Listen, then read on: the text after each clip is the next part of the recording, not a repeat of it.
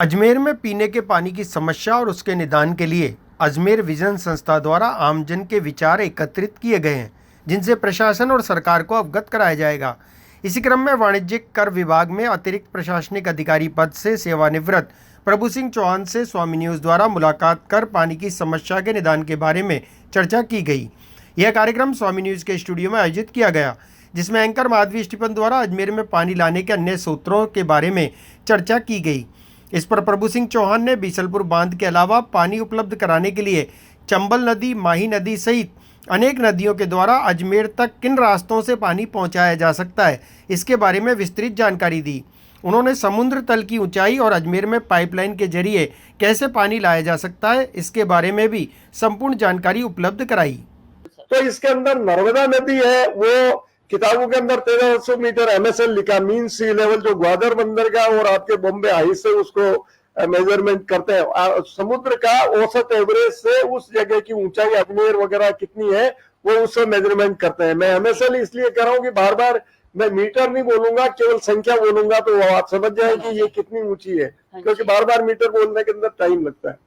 तो नर्मदा नदी का ओरिजिन शहडोल जिले के अंदर मध्य प्रदेश में अमरकंटक के वहां किताबों में 1300 मीटर लिखा है। जो अमृतलाल बिगड़ की किताब है उसमें 1071 मीटर लिखा है। हम 1100 मीटर के आसपास मान करके चले और हमारा अजमेर 494 मीटर ऊंचाई के ऊपर है, तो हम 1100 मीटर से 494 के ऊपर पानी ला सकते हैं।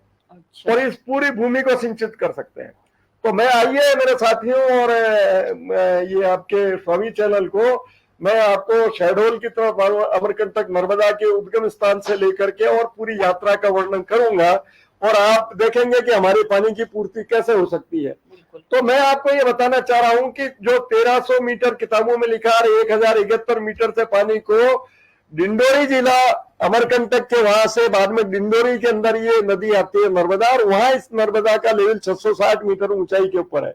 तो 660 मीटर को आधार बना करके मंडला जिला जो मध्य प्रदेश के अंदर जबलपुर से पहले साउथ के अंदर है, वहां मंडला के पास में लगभग 25-30 किलोमीटर के बाद में नर्मदा एकदम ढलान पे आ जाती है। जो 660 मीटर है वहां नर्मदा के मंडला के पास आकर के 425 मीटर पर आ जाती है। तो मैंने ये देखा कि मंडला के 20-25 किलोमीटर उत्तर और पूरब की तरफ एक भाजनी घाटी जगह है और वहां अखनपुर दादर है और वहां बुरानेर नदी भी आती है जो अमरकंटक के साइड से निकलती है। वो दोनों नदी आती है और वहां अखनपुर दादर जो लेवल देता है हमारे को 582 मीटर देता है। तो जो 660 मीटर की ऊंचाई के ऊपर पानी है उसको अखनपुर दादर के ऊपर डाल करके और हम उस पानी को आगे नर्मदा नदी के ऊपर ही वहां एक छोटा सा ब्रिज बना करके उसको आपके विंध्याचल पर्वतमाला के नीचे तलहटी के अंदर डाल सकते हैं। वो आधार पॉइंट मिलता है जहाँ पानी को कितना आप ऊपर नीचे ले सकते हैं। अच्छा। तो जब आप अखनपुर दादर जो 582 मीटर के आसपास है वहां से आकर के आप इटारसी के पास में होशंगाबाद जो तवा नदी पड़ती है, तो तवा नदी का पानी भी उसमें आकर के मिलेगा। बहुत बड़ी नदी है वो।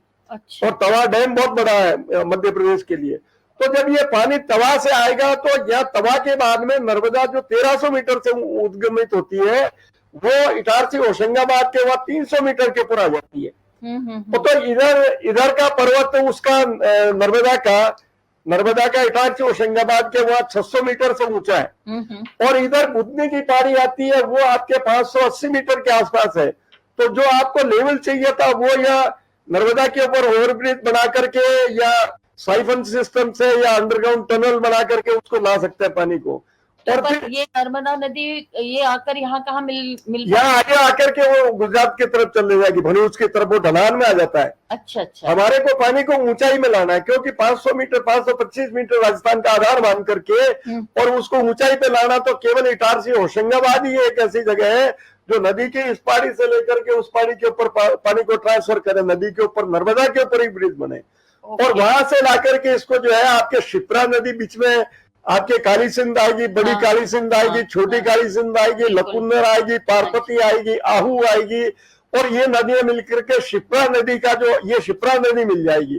और इसके पास में आपके शिप्रा के बाद में इंदौर के पास में 550 मीटर जो इंदौर की ऊंचाई है और बरनई स्टेशन आता है इंदौर और इसके देवास के बीच में। तो वो शिप्रा जो है ना वो 540-45 मीटर के ऊपर बह रही, तो शिप्रा में मिल जाएगी। ओके। तो शिप्रा का पानी आपके इसमें जुड़ेगा और आगे आकर के जो चंबल आ रही है वो नदी और जुड़ जाएगी, शिप्रा को क्रॉस करते बल्ले स्टेशन के आगे उसमें मिल जाएगी। फिर ये आपके वहां से फतेहाबाद चंद्रावतीगंज जाता है उज्जैन के पश्चिम साइड के अंदर, और ये रतलाम के पास पड़ता है। तो रतलाम जो 494 मीटर आता है, और उसके 494 रतलाम के पूरब के अंदर धामनोद जगह है वो 516 मीटर है। तो जो 1300 मीटर का पानी 535 मीटर होता है, वो 516 धामनोद होकर के ये सीधा राजस्थान के अंदर एंटर होगा आपके अर्नोद, प्रतापगढ़ के अर्नोद के अंदर। अच्छा। और उसी पॉइंट के ऊपर साइड के अंदर जो माही नदी निकलती है, तो भैरूगढ़ के पास में माही नदी का लेवल ऐसा होता है कि उस पानी को नर्मदा के पानी से आप मिला सकते हैं, है ना। और उस अनास नदी जो बनती है थानला के पास में, उसका MSL 314 मीटर है। बाजनी घाटी इसमें धानपुर तहसील बांसवाड़ा के अंदर, वहां भी नर्मदा इसका माही नदी का 314 लेवल है। और उस पानी को ऊपर डैम बन के भैरूगढ़ की तरफ बना करके उस पानी को रतलाम से होकर के और इसको प्रतापगढ़ के पठार के ऊपर ला करके, प्रतापगढ़ का जो अर्नोद एरिया है वहां से, अर्नोद से मैं शॉर्ट में ही बताऊंगा, प्रतापगढ़ के पूरब में धामनोद रतलाम के 416 है, वहां से प्रतापगढ़ है, और प्रतापगढ़ से होकर के छोटी सालडी बड़ी सालडी होकर के, और वहां से टर्न लेके मावली 500 मीटर है। तो जो 1300 मीटर वाला पानी है उसको मावली ला सकते हैं, और मावली से फिर कपासन होकर के और फिर मसूदा हो गई, ये आपके गंगापुर के पूरब में होकर के वहां कृष्णावती नदी मिलती है। और वो कृष्णावती नदी मिलकर के रास्ते में बेड़च है, ये आपके गंभीरी है, ये जितने भी नदियां, बनास है, खारी है, कोठारी है, सारी नदियों का पानी मिलकर के मसूदा आकर के और अजमेर आ सकता है आपके कायड़ के तालाब के अंदर।